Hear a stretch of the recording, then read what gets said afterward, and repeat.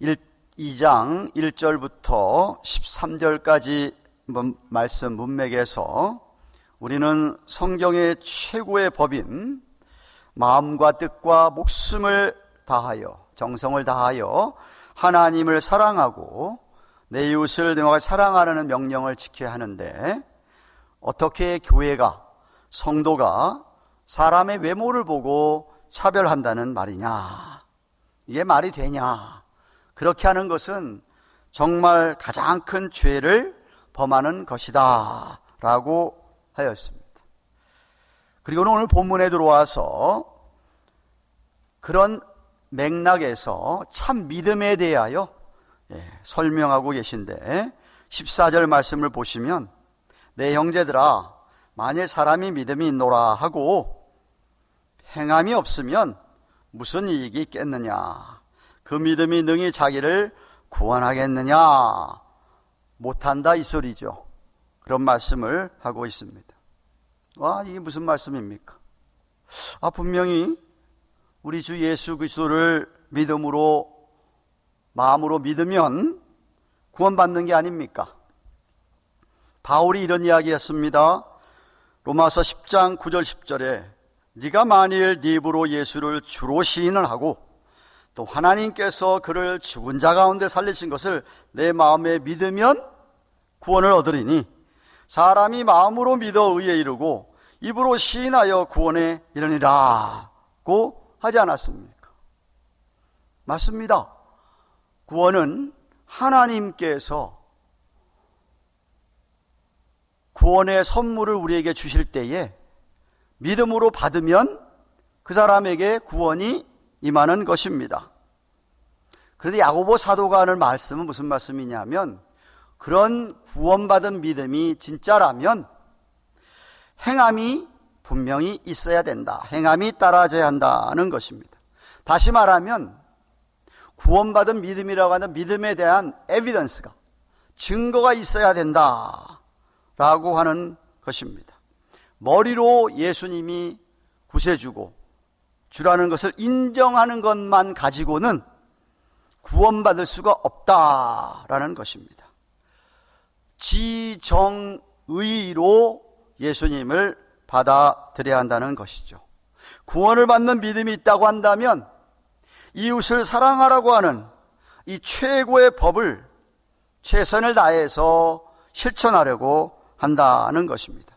말로만 믿는다는 것 가지고는 안 된다, 부족하다는 그런 뜻입니다. 그래서 그 다음 15절 16절 이렇게 얘기합니다. 만일 형제나 자매가 헐벗고 일용할 양식이 없는데 너희 중에 누구든지 그에게 이르되 평안히 가라, 더없게 하라, 배부르게 하라 하여 그 몸에 쓸 것을 주지 아니하면 무슨 이익이 있겠느냐? 형제 자매가 지금 굶어서 죽어가고 있는데 자신이 조금이라도 도와줄 수 있으면 도와야 할 텐데 그냥 말로만 가서 먹어라, 춥냐? 따뜻하게 입어라, 말만 하면 그게 무슨 소용이 있느냐라는 것입니다. 너무나도 상식적인 이야기죠. 만약 자기도 똑같이 굶어 죽어가는 상황이라면 다른 이야기죠. 그럴 경우에는 나나 너나 우리 지금 먹을 게 없어서 다 죽어가는데 그래도 하나님을 바라보자, 하나님이 채워주시겠지 않겠냐 하면서 동정하고 그 사람에게 따뜻한 말 한마디 던지는 것, 그거 사랑하는 겁니다. 그런데 나는 지금 먹고 살면서 나는 굶어 죽지 않는데도 불구하고 조금이라도 도와줄 수 있음에도 불구하고 돕지 않는다. 그것은 사랑이 없는, 사랑을 나타내지 않는 것이기 때문에 그런 믿음은 아무 소용이 없다라는 것이에요. 사도 요한이 요한일서 3장 18절에 말과 혀로만 사랑하지 말고 오직 행함과 진실함으로 사랑하자라고 한 것입니다. 그러니까 이렇게 말로만 하는, 그저 머리로만 믿는 지적인 믿음은 그거는 죽은 것이다 라고 합니다. 그래서 17절에 이와 같이 행함이 없는 믿음은 그 자체가 죽은 것이라. 참 믿음이라면 행함이 반드시 따라오게 되어 있다. 왜냐하면 참 믿음은 생명력이 있기 때문에 역동적으로 행하게 되어 있습니다. 죽은 씨는요, 아무리 좋은 땅에다 심고 물을 주고 비료를 주고도 싹이 나지 않습니다. 그러니 열매가 당연히 없죠. 그러나 살아있는 씨는 생명력이 있기 때문에 반드시 싹이 나고 잎이 나고 꽃이 피어서 열매를 맺게 되어 있습니다. 죽은 믿음이냐 살아있는 믿음이냐는 싹이 나는 것 보면, 물을 주고 비료를 주면 꽃이 피고 열매가 맺어야, 그래야 알게 된다라는 것이에요. 예수님께서 요한복음 15장 2절에 이렇게 말씀하십니다. 물은 내게 있어 과실을 맺지 아니하는 가지는, 포도나무와 가지 비유해서죠. 과실을 맺지 아니하는 가지는 아버지께서 이를 제해 버리시고, 무릇 과실을 맺는 가지는 더 과실을 맺게 하려 하여 이를 깨끗게 하시느니라 라고 했습니다. 삶의 열매가 없으면 죽은 믿음이니까 죽은 가지를 잘라내 버리겠다 라고 말씀하시는 것이에요.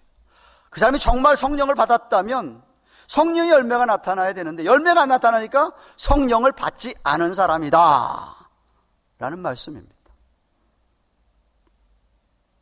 우리가 가진 믿음이 참 믿음이라면,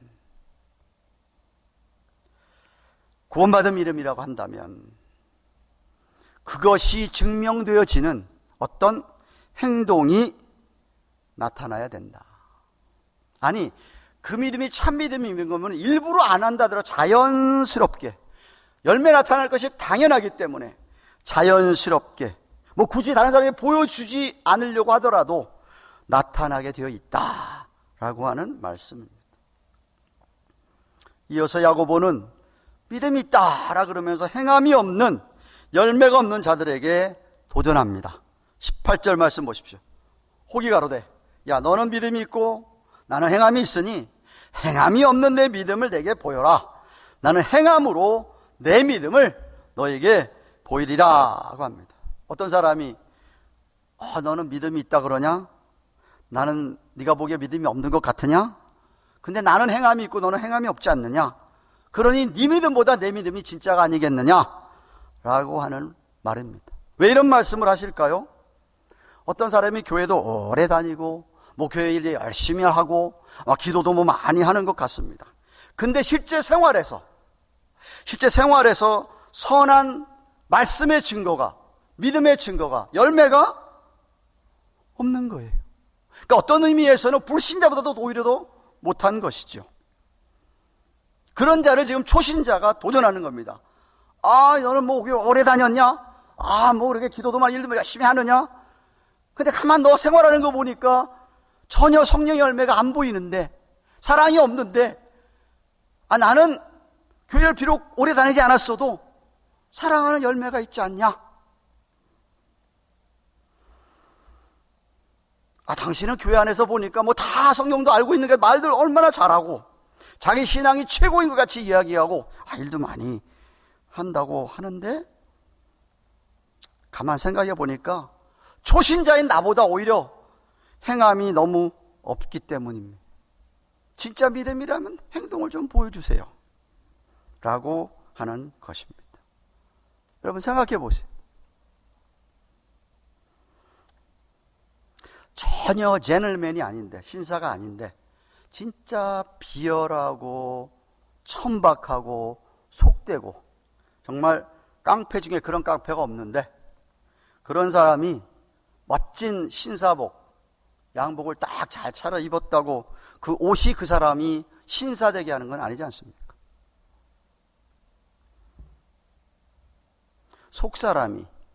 속사람이 교양이 있고 품격이 있고 그런 사람이 신사복을 입어야 진짜 신사 나타내주는 옷이 아니냐 이 말입니다.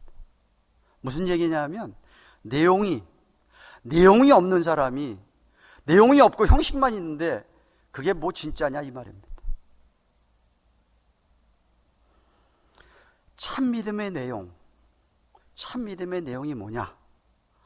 하나님과 이웃을 사랑하는 거예요. 그 내용이 빠진 사람, 죄송하지만 오늘 본문에 그거 믿음 죽은 거라고 얘기하고 있는 거예요. 제가 언젠가도 얘기했습니다.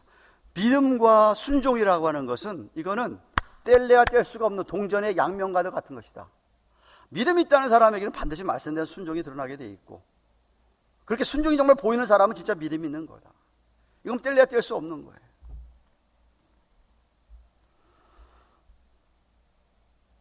그러니까 순종하지 않는다, 안 보인다, 사랑하지 않고 있다, 사랑을 표현하지 않고 있다, 믿음이 없다 이 말이죠. 여러분, 19절 말씀이 행함이 없는 믿음 가진 자들에게 아주 치명적이고 무서운 말씀입니다. 뭐라고 하십니까? 19절 성경 보십시오. 네가 하나님은 한 분인 줄 믿느냐? 잘 아는도다. 귀신들도 믿고 떠느니라 하고 했습니다. 지적으로 믿는 사람이 하나님이 한 분인가를 갖다가 자기가 알고 믿고 있다면서 우상 숭배하는 자들을 비난하고 심판합니다. 정죄합니다. 근데 그 정도의 지식은 타락한 귀신들도 갖고 있다. 타락한 귀신들도 그 정도는 알고 믿고 있다. 실제로 마태복음 8장 29절이나 마가복음 3장 11절에 의하면 귀신들이 예수님을 똑똑히 알아보았습니다. 하나님의 아들이라고 귀신들이 고백하는 게 나옵니다. 그래서 예수님 앞에 벌벌 떠는 귀신들의 모습이 성경의 사복음서에 나타나 있습니다. 즉, 이 19절 말씀 무슨 말씀이냐면, 행함이 없는 믿음은 귀신들이 믿는 정도밖에 안 된다 이 말입니다. 말만 하고 행함이 없는 신앙은 거의 귀신들이 갖고 있는 신앙 수준 정도다. 근데 그게 신앙입니까?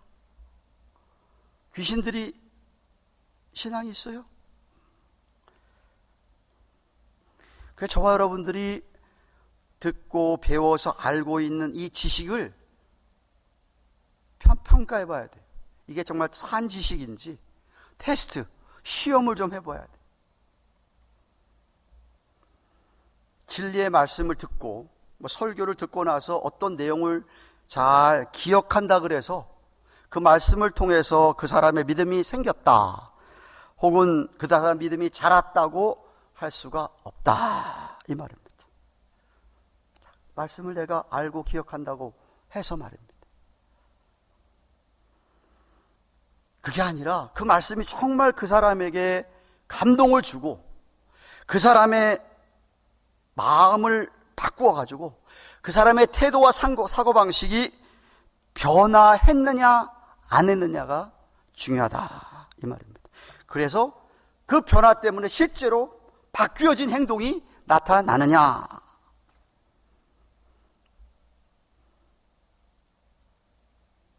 말씀을 기억하고 알고 있다 그래서 그 사람의 믿음이 생겼다라고 말할 수가 없다 이 말입니다. 왜? 지적으로 알고만 하는 믿음은 죽은 지식이기 때문에, 살아있는 지식이 아니기 때문에 그렇습니다. 말씀이 그 사람의 마음에 정말 실제로 적용이 되고, 그래서 그 말씀이 정말 그 사람 삶에 변화를 일으키고, 그래야 그 믿음, 정말 그 말씀 들은 것이 믿음으로 가지고 역사하는 것이죠. 참 믿음인 것이죠. 성령을 받은 사람이라면 성령께서 그 안에서 그 사람을 그렇게 역사한다 이 말입니다. 성령을 받지 않았기 때문에 그 사람이 아무리 알고 있어봐야 전혀 변화가 없다 이 말입니다. 그래서 야고보 사도가 20절에 이렇게 합니다. 아, 허탄한 사람아, 행함이 없는 믿음이 헛것인 줄 알고자 하느냐라고 합니다. 무슨 말이냐? 앞에서 말씀하신 것이 정말 옳다는 것을 강조하면서 제발 좀 받아들이라는 것입니다. 겸손히 배우라는 뜻입니다. 자신을 좀 돌아보라는 말입니다. 여기 허탄하다라고 하는 헬라어의 단어의 표현은, 케노스라는 단어의 표현은 빈손으로 거저 보내다라는 단어에서 나왔습니다. 그러니까 머리가 빈, 이 소리입니다. 머리가 비었다. 텅 빈. 헛것이라는 것, 믿음이 헛것이랄 때 헛것할 때 이 헛이라는 아르고스라는 단어는 생산하지 못하는, 열매가 없는, barren, 영어로 하면 barren, 혹은 unproductive, 그런 소리입니다. 그러니까 자, 이 머리가 빈 사람아, 행함이 없는 믿음은 열매가 없는 것이기 때문에 아무 소용이 없다라고 20절에 결론처럼 얘기하시는 거예요. 여태까지 한 말씀의 주제를 또 반복하고 계시는 겁니다. 사랑하는 가든교회 교우 여러분, 복음을 들었을 때에, 진리의 말씀을 들었을 때에, 배웠을 때에 정말 필요한 것이 뭐냐면 전인격적인 믿음의 반응입니다. 무슨 말이냐면 예수 그리스도께서 정말 내 죄를 위하여 십자가에서 돌아가셨다. 그 예수님이 정말 부활하셨다. 그 예수님이 승천하셔서 오늘 하나님 보좌 우편에 계시고 약속하신 대로 성령을 보내주셔서 그 성령께서 우리와 늘 함께 하시면서 역사하시기 때문에 우리가 그 예수님을 정말 구세주로 믿고 내 삶의 주인으로 받아들여서 실제로 주님을 한 걸음 한 걸음 따라가는 것이 이게 참 믿음입니다. 근데 이렇게 앞에서 열거한 그런 성경 말씀들을 내가 다 지적으로 알고 깨달았는데 거기서만 끝나버리는 사람들이 오늘 이야기하는 죽음 믿음이라 이거죠. 그 지식이 산 지식이면은 가슴을 뜨겁게 한다 이 말입니다. 제가 지정의 얘기했죠. 지적인 그런 지식들이 감정적으로 마음에 역사하셔서 마음에서 뜨거움이 있어야 된다 이 말이죠. 뭔가 감정의 변화가 있어야 된다는 거예요. 그거를 듣고서 전혀 무감각하다, 아무런 감정도 못 느낀다? 죄송하지만 그거는 죽은 지식을 들은 거라 이 말이죠. 그럴 수 없다 이 말이죠. 진짜 믿는 사람은 내가 알고 있는 지금 들은 기가 막힌 예수님이 정말 내 죄에서 피 흘려 돌아가셨다. 난 지옥 갈 사람인데 근데 그 주님이 정말 약속대로 죽으셨다가 사흘 만에 승천하셔서 오늘도 살아계셔서 우리에게 성령을 보내셔가지고 정말로 나와 함께 하셔서 나를 이렇게 인도하시는구나, 그 주님을 따라가는 것이구나, 이런 이야기가, 이런 말씀이 가슴에 불을 붙이는 거죠. 뜨거운 것이죠. 감정적인 반응이 생기는 것입니다. 그런데 그런 말씀을 듣고도 감정이 없고 그냥 가슴이 냉랭하다? 그건 아직도 진리를 가슴으로는 안 받아들인 거예요. 믿지 않는 것이죠. 귀신들처럼 머리로만 믿는 겁니다. 머리로만 믿는 거. 머리로만 아는 것이죠.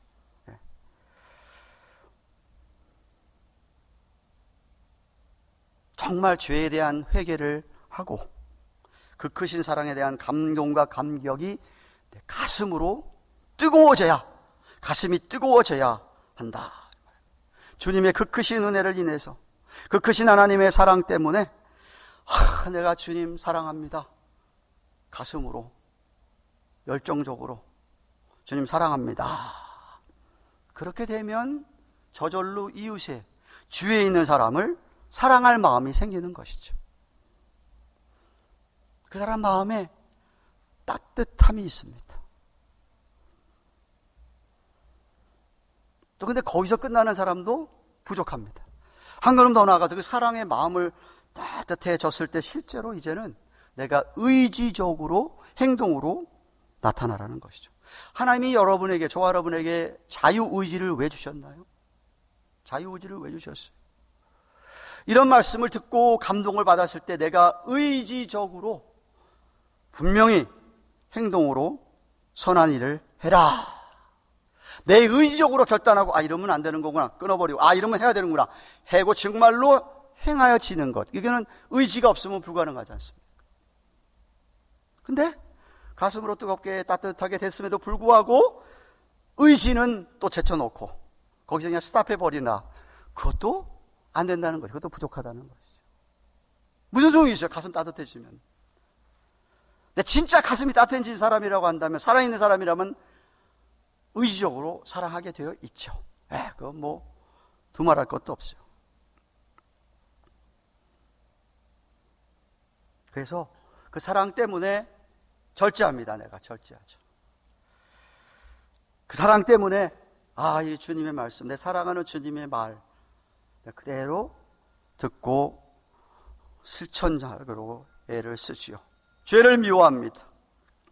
죄 짓는 것을 싫어합니다.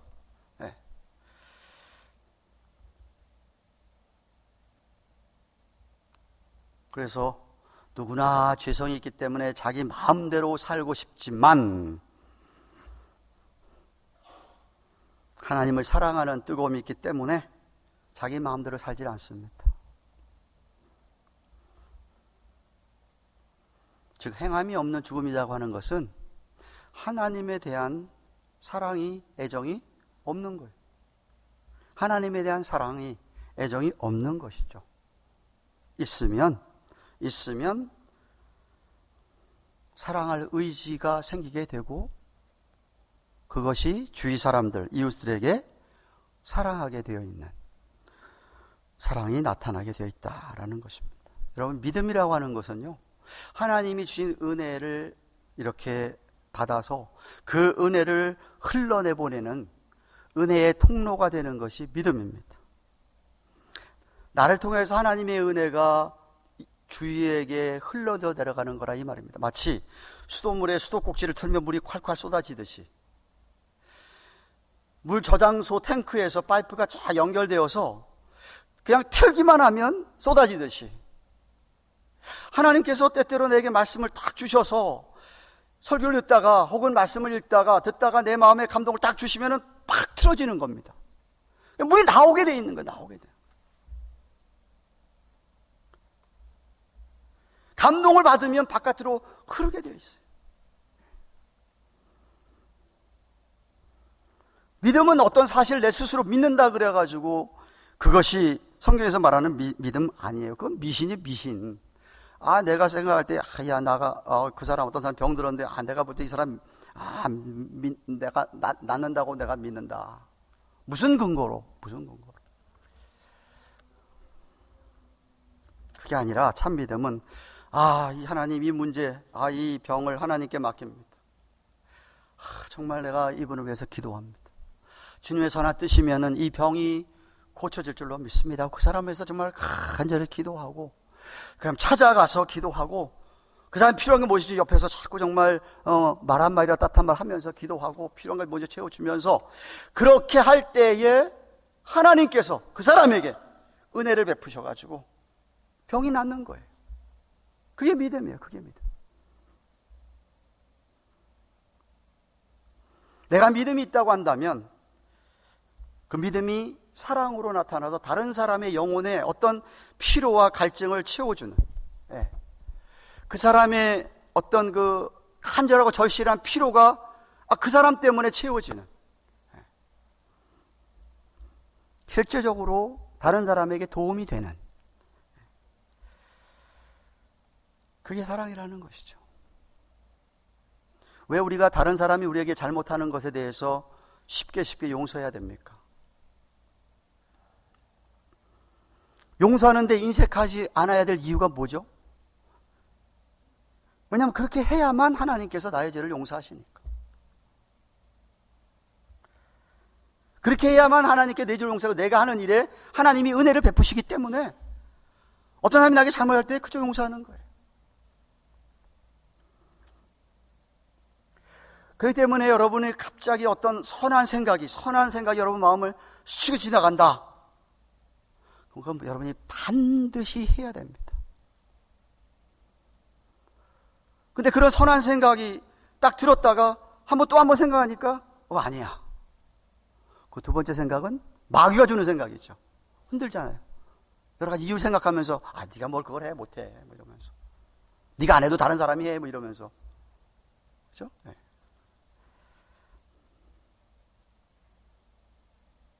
그래서 은혜의 통로를 막아버립니다. 수돗물을 탁 틀었는데 그가 와서 두 번 생각해보니까 아니다고 막아버리죠. 잠가버리는 겁니다.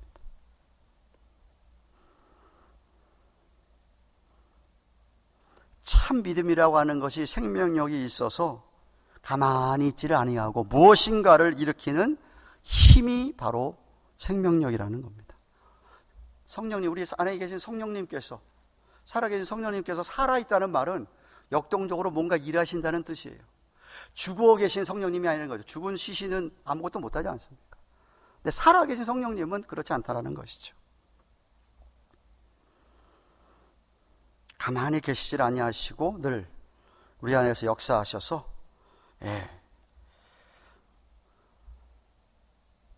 뜨거운 은혜를 가지고 다른 사람을 내가 자신을 좀 희생하면서라도 다른 사람을 사랑하게 하는, 불을 붙이는 믿음이 참 믿음이라는 것입니다. 나는 아무것도 하지 않고 있으면서 그저 입만 열면 비판하는 신앙, 그건 죽은 신앙이라는 것이죠. 그건 아니라는 것이지. 사랑하는 여러분, 말씀을 맺습니다. 죄성 때문에 우리가 갖고 있는 습관들이 잘 변하지 않습니다. 잘못된 습관들이 고쳐지기가 참 어렵습니다. 사람들은 그것을 변하기 싫어하는 어떤 고집 같은 것이 다 있습니다. 그것이 하나님의 말씀이 역사할 때도, 말씀이 들을 때도 그것이 어떻게 역사하냐면 어느 정도 선까지는 내가 적당히 듣고 그 다음서부터는 안 듣습니다. 그래서 분명히 내가 어떤 태도와 사고방식을 바꾸라고, 고치라고 주시는 성령님의 은혜인데 그것을 노합니다. 하나님의 말씀이 살았고 운동력이 있어 자유 어떤 날쌘 검보다 예리하여 우리 영과 웃과 혼을 찔러 쪼개기까지 한다고 그랬는데 막 쪼개려고 그러는데 딱 막습니다. 스탑을 하지요. 듣고 싶은 것만 들으려고 합니다.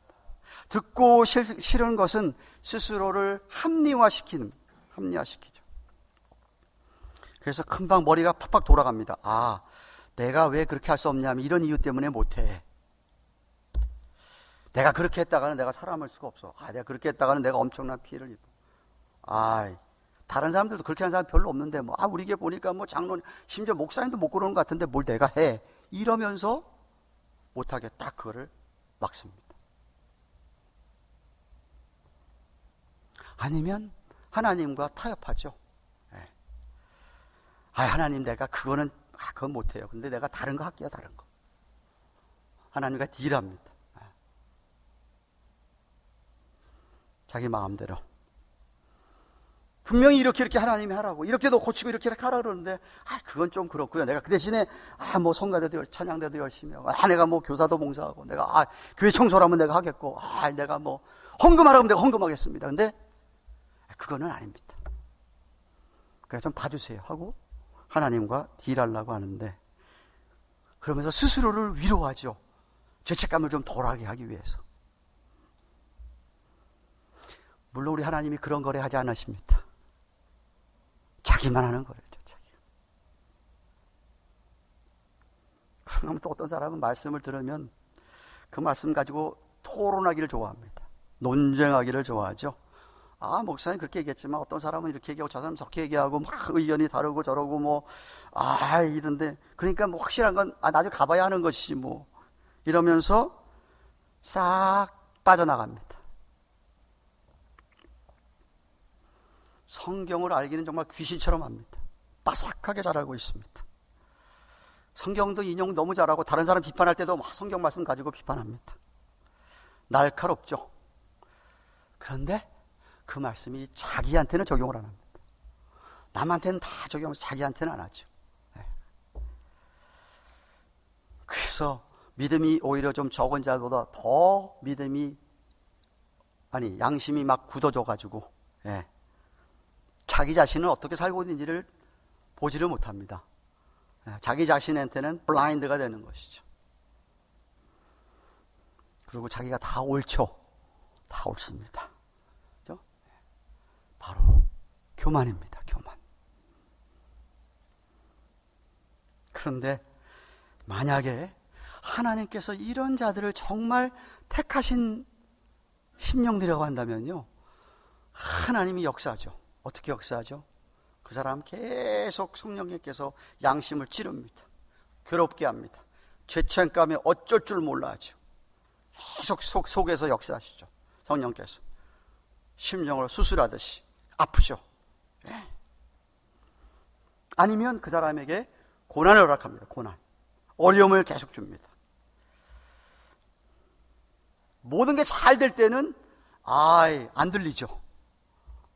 너무 잘 나가니까 말씀이 안 들립니다. 죄를 지어도 잘 되는 것 같으니까 그거 하나님 봐주니까 잘 되지, 이런 식으로 생각하기 때문에. 그런데 어려움이 계속되면, 고난의 소용돌이 속에 들어가면 그제서야 정신을 차리고 회개하고 돌아가게 됩니다. 그러니까 하나님께서 너무나 마음을 열지 아니하고 이리저리 빠지는 사람들에게는 고난을 주셔서라도 변화를 받게 하신다, 이 말이에요. 물론 고난을 너무 심하게 하면 또 감당하지 못해서 완전 뒤에 자빠질까 봐 감당할 만한 시험만 주시죠. 시험만 주시죠. 그러니까 지혜로운 사람은 어떤 사람이죠? 고난이 오기 전에 하나님 앞에 두 손 들고 항복하는 사람이죠.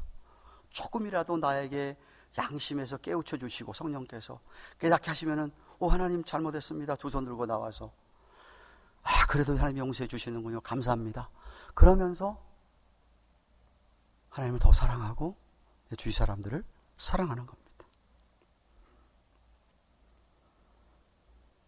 말씀 뵙습니다. 저는 이 밤에 함께한 여러분들, 행함이 있는 산 믿음이 여러분의 것이기를 주님의 이름으로 축원합니다. 지정의, 잘 들으세요. 우리의 전인격입니다. 지정의, 머리로 하는 것이 가슴에 뜨겁게 역사가 되고 뜨겁게 역사한 것이 내 손과 발과 입과 모든 것 다 동원해서 실제로 나오는